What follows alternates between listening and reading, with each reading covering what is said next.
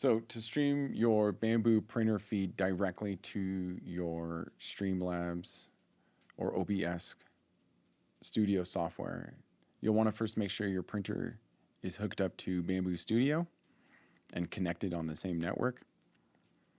Next, you'll want to make sure you have virtual camera tools installed. To do that, you just click on this gear here, which pops up the camera settings. If you don't have them installed, you will get an error that will prompt you to install them. Once they're installed, you can use this Go Live toggle, turn that on. Once that's on, we can go into Streamlabs or OBS. The process is the same for both. You'll want to add a new source, which is going to be a media file, and you can name it whatever you want. Once that's done, you'll want to unselect local file and just copy and paste a couple things in.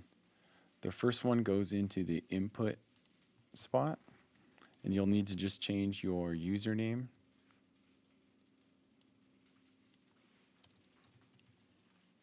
Next is going to go into the ffmpeg options in the very bottom.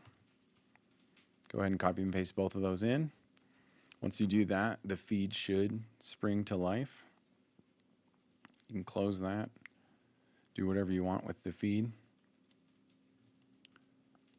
Some things to note, as of recording this, it only works for X1, X1 Carbon, and the X1E.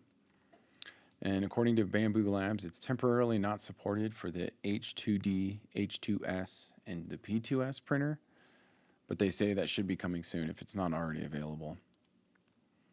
The other thing you can do is refresh the feed if you're having trouble with it. Sometimes the feed on the streams will pause, and you can set up a hotkey within Streamlabs or OBS Studio to refresh that.